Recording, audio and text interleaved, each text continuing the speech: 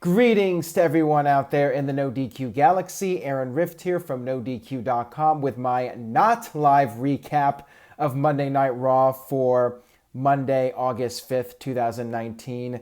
Unfortunately, YouTube would not let me do a live stream. My internet was working just fine. I have no idea what the problem was. Hopefully this was just a one-off. But anyways, the show must go on. The recap must go on.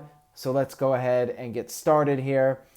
We do have SummerSlam this coming Sunday. This was the go-home edition of Raw heading into SummerSlam.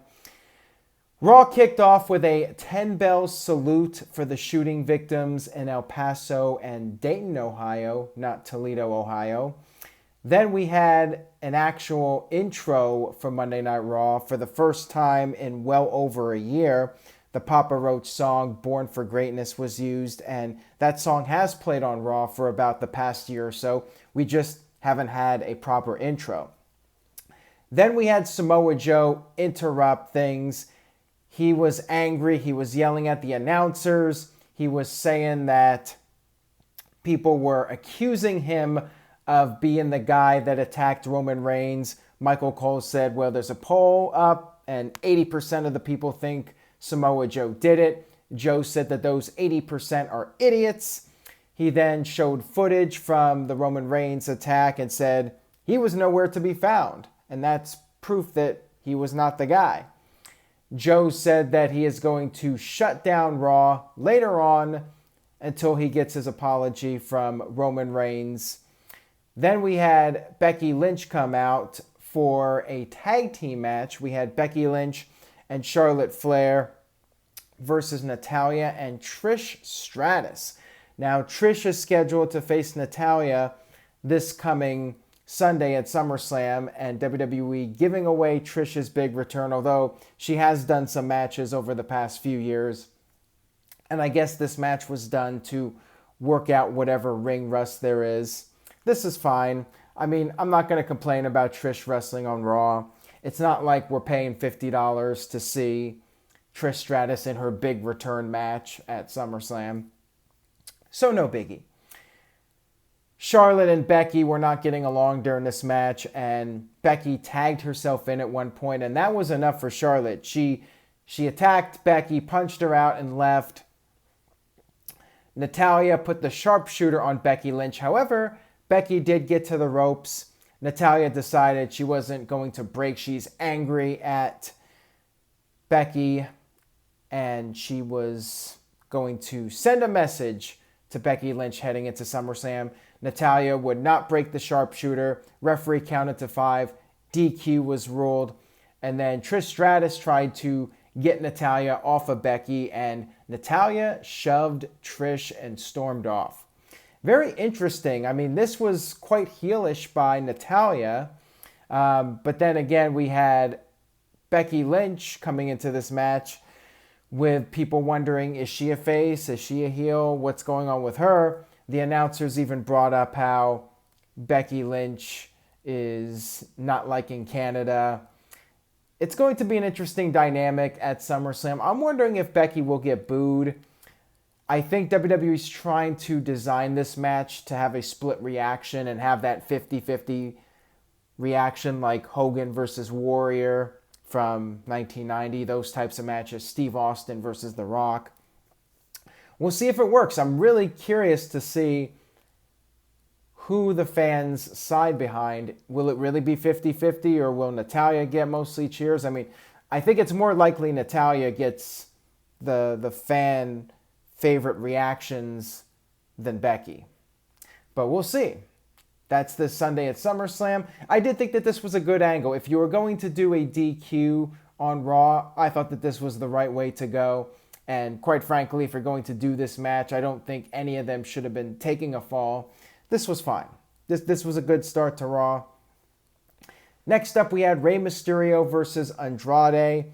This was a really good match. I mean, these two, I don't think they're capable of having a bad match. I think that they could go out there every night and tear it up. Lots of near falls, lots of intensity between these two. Andrade attempted to rip off the mask again, but was unsuccessful.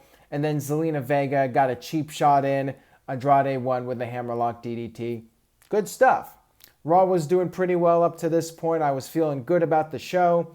We had a 24/7 title recap from what happened last week on Raw. And then we had the segment with Maria going to her doctor's appointment. She had her husband, Mike, there. She told Mike he has one job. That's to protect her, protect the baby, and protect the 24/7 championship. But then Mike double-crossed his own wife, and there's going to be hell to pay for that one.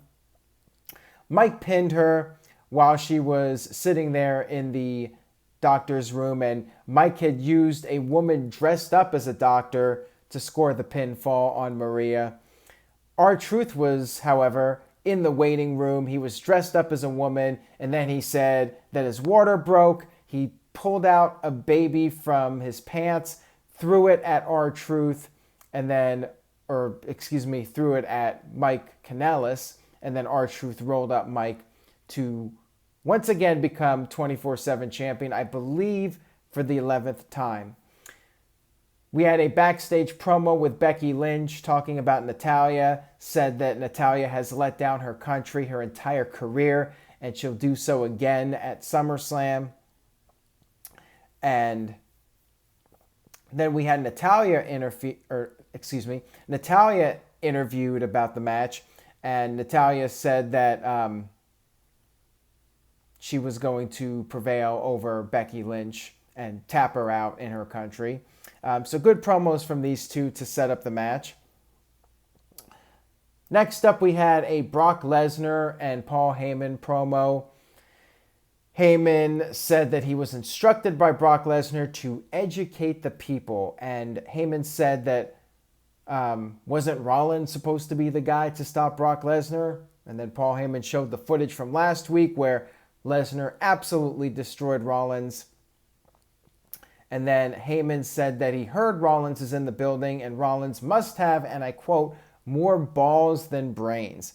This led to Seth Rollins coming out. He was limping with a chair. He tried to attack Brock, but Brock quickly got the best of him, went for the ribs. Rollins had his ribs taped up. Lesnar used the chair, F5 to Rollins. Lesnar held up the title, and then during the break, he beat up Rollins some more. A stretcher was brought out for Rollins. Rollins cut a promo saying, "Is it worth it?" And then he started talking. The crowd was chanting "what" at him. And he said, yes, it is worth it. He said that wrestling's all he has. And at SummerSlam, he will beat Brock Lesnar. And what was interesting to me is that he guaranteed victory at SummerSlam. So traditionally, a babyface in WWE, when they guarantee something, it happens. I mean, that is a time and true tradition in WWE over the years. Now, it's 2019 and all that stuff could very well be thrown out the window, but with how strong Lesnar has been booked versus Rollins leading up to this match, I mean, Rollins is really coming in as the underdog, and now that he guaranteed victory, Seth Rollins will basically be the worst babyface of all time if he fails to win the title at SummerSlam. I mean, he's pretty much ruined if he loses, but I'll give my prediction when we do our video. Interesting segment. Crowd isn't really feeling Seth Rollins, though, so I don't know what that means for SummerSlam. They were chanting, "What did Rollins?" But then they were chanting, "Burn it down," so crowd was just all over the place here. We had Kurt Angle interviewed. Kurt Angle was scheduled to be a special guest referee for Drew McIntyre versus Cedric Alexander. Street Profits had a little moment with Kurt Angle. They started beatboxing Kurt Angle's theme song, and then they brought out some milk. Kurt said he can't drink milk anymore because of his wife. And then one of them said, "Am I talking to Kurt Angle? Am I talking to Mike Kanellis?" And then Kurt finally agreed to toast with them, have a drink of milk. But then all of a sudden, Drew McIntyre showed up to ruin the fun and said that Angle better call the match down the middle with Cedric. Then we had the Viking Raiders win a squash match. Not a whole lot to say about this one. We had a really cool Harley Race tribute. As usual, WWE always delivers with these tribute videos. Very well done, Harley Race tribute. We had Drew McIntyre attack Cedric Alexander before their match could even begin. So again, WWE does this angle where the heel jumps the guy before the match can even get started. And then all of a sudden the lights went out. Bray Wyatt shows up, puts the mandible claw on Kurt Angle. So it looks like mandible claw is going to be Bray's move moving forward. Maybe he attacks the legends and adopts their moves. Maybe he can also do the ankle lock. I actually think that would be interesting if Wyatt did that and started using other people's moves, the legends that he takes out. Maybe this will be a regular thing. But a lot of people seem to like the whole mandible claw usage and feel it's a good fit for Bray Wyatt. What do you guys think? Leave a comment on YouTube or NoDQ.com and let me know. Next up, we had the New Day versus the OC with AJ Styles. And typical WWE here. By the way, Luke Gallows was wearing face paint for the first time, I believe, in WWE. It used to be his thing back in Japan. WWE, Michael Cole announced it, brought up that, yeah, in Japan that was his thing, and it helps him get into the groove or something like that. This match was pretty much ended in a DQ right off the bat. Ricochet comes out and holla, holla, holla. You know what this means. It got turned into a 6-man match. Magic Killer to Xavier Woods. OC picks up the victory. Next up, we had Samoa Joe come out, and he said he was tired of waiting. He wanted Roman Reigns out there. He was going to shut down Monday Night Raw like he promised earlier. He sat down. He got a chair in the ring and sat down. Crowd started chanting CM Punk very loudly, by the way. Samoa Joe finally talked to some guy at ringside and was notified that Roman Reigns was finally arriving to the building. What's up with these guys always arriving late? And why would Roman Reigns, the company guy, the big dog, show up late to his yard? Doesn't make any sense, but okay. We got to check our brain at the door here and just go with the flow. Just play along. Samoa Joe went to the back to get his hands on Roman Reigns. Roman got out of the car, and then all of a sudden a car sped at Roman Reigns. Roman got back into his car, and the other car crashed into Roman's car. So attempted homicide here on Raw. I wonder if it was Rikishi. Maybe Rikishi did it for The Rock because Roman Reigns made Rock look bad at the 2015 Rumble. Don't think it's Rikishi, but yeah, so the whodunit angle continues here, coming off of this past week's SmackDown. After the commercial break, Samoa Joe was actually showing compassion for Roman Reigns, asking somebody to check on him, which is interesting coming from Samoa Joe. I don't know what that's all about. We had Triple H make an appearance besides the beginning with the 10-bell salute. Triple H checked on Roman, told him to hang tight. Roman Reigns appeared to be fine, so he somehow manages to avoid getting seriously hurt 2 weeks in a row. He is the big dog after all. Then we had the 4-way elimination match for the Raw women's, or not Raw, just the WWE women's tag team titles. I mean, it's just so ridiculous at this point. So Iconics are the first ones out. Mandy Rose pinned Billie Kay. And this is vintage Paul Heyman. Paul Heyman used to do this in ECW where you'd have the champion in one of these types of elimination matches be eliminated first, so therefore you are guaranteed a new champion. Nice little ratings ploy. Fans watching at home know they're going to get a title change for sure. Of course, it makes the Iconics look really weak, but yeah, I mean, let's be real here. That title reign was pretty big flop. So we had Iconics out, and then Mandy ended up tapping out to the Asuka lock.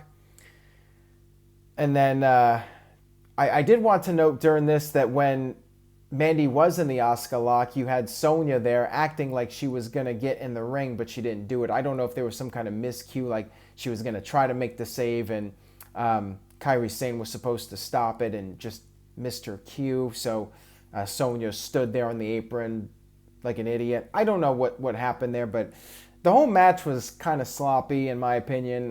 Not all that good, not much crowd heat. I even think there was a light AEW chant. I thought this would be a good opportunity for the Kabuki Warriors to win the titles, but nope. New champions are Alexa Bliss and Nikki Cross. Alexa Bliss won with the Twisted Bliss, pinning Kairi Sane. Yeah, so the new tag team champions, remember, last month they lost to Bayley in a 2-on-1 match, and they're the new tag team champions. Not sure I would have gone with them. I think I would have definitely gone with the Kabuki Warriors, but whatever. We'll see if this makes any difference whatsoever with the tag team division. Who knows? Not getting my hopes up, though. And for the final segment of the evening, we had Miz TV. Miz said that he requested this contract signing, and he had Shawn Michaels there to make sure that we would have Dolph Ziggler sign the contract. Dolph Ziggler came out, called them a bunch of ass kissers, and said the best thing to happen in pro wrestling, he was the best thing to happen in pro wrestling since Shawn Michaels lost his smile and The Miz lost his balls. Miz then said, well, Ziggler signed the contract, and then Miz said that Ziggler should have read the fine print, and Miz said he'll be seeing Ziggler on Monday Night Raw next week, but at SummerSlam, Ziggler will be facing somebody else. Shawn Michaels got in Ziggler's face. Crowd was confused here because the crowd read the rumors, I'm sure, over the weekend about Bill Goldberg, but at the same time, I think some people wanted to see Shawn Michaels, so it was kind of awkward here with the crowd reaction. They weren't sure how to react to all this. Shawn said that it's not him either. And that's when the crowd realized, holy crap, it's Goldberg. Crowd started chanting Goldberg. Bam, Goldberg's music hit. He came out, he signed the contract and said at SummerSlam, Dolph Ziggler's next. And then to top it all off, Shawn Michaels gets a little bit of payback on Dolph Ziggler. Sweet chin music. And that is the end of the go-home edition of Monday Night Raw, heading into this Sunday's SummerSlam pay-per-view. Overall, I thought it was a pretty good show. I'm going to give Raw a solid B. It was an eventful Raw. We had the women's tag team titles change. Goldberg returned. We had more 24/7 title changes. We had the Roman Reigns storyline advance. Good angle with Samoa Joe, Seth Rollins and Brock Lesnar, even though it feels like there's a disconnect between Seth Rollins and the fans. And I think, with the stuff that Seth is saying on social media, and during his interviews, I think some fans are starting to sour on him. But overall, I thought it was a pretty solid go-home show. I enjoyed Raw for the most part this week. And yeah, solid B. That's all I got for this video. NoDQ.com/Toronto if you were going to be there for SummerSlam. We're doing a NoDQ meetup before the show. And if you would like to support this site, I couldn't do a live stream. I got no super chats. So if you guys want to help out, support the site, support the channel, go over to NoDQ.com/shirts. And besides shirts, you can also purchase hats, hoodies, and other merchandise items, mugs, you name it. Head over there, NoDQ.com/shirts. And I will see you guys next time. Thanks for watching.